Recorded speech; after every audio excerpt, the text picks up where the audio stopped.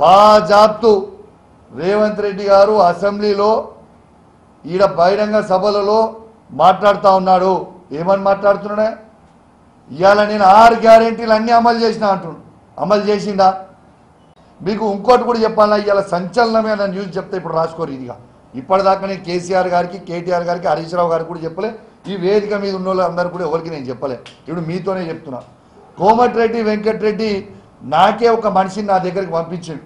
నాతో 22 మంది ఎమ్మెల్యేలు ఉన్నారు.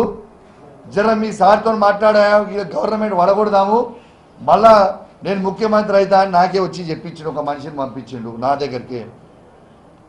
కానీ నేను ఈయన నమ్మలే. నేను కనీసం కేసీఆర్ గారికి, కేటీఆర్ గారికి, హరీష్ రావు గారికి నేను ఎవరికి చెప్పలే. ఎందుకంటే ఈయన మీద నమ్మకం లేదు. ఈయన పిచ్చోడు, రూమ్ ఒకటి మాట్లాడతాడు, రూమ్ బయట పోగానే ఇంకోటి మాట్లాడతాడు.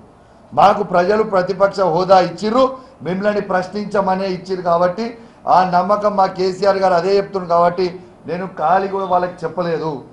నేను నిజంగా చెప్తా ఉన్నా, ఈ కోమటిరెడ్డి వెంకటరెడ్డి గారికి ఖచ్చితంగా మెంటల్ హాస్పిటల్ తీసుకుపోవాల్సిన అవసరం ఉన్నది. ఎందుకంటే ఆయన మానసిక పరిస్థితి మంచిగా లేదు. అసెంబ్లీకి వస్తాడు, మందు దాకా వస్తాడు. ఇది నిజం, నేను చెప్పింది. కాంగ్రెస్ పార్టీ వాళ్ళనే అడుగురు మీరు. అసెంబ్లీకి వస్తాడు, మందు దాకా వస్తాడు. మొన్నటిదాకా పార్లమెంట్ వేయడు, మందు దాకా వస్తాడు.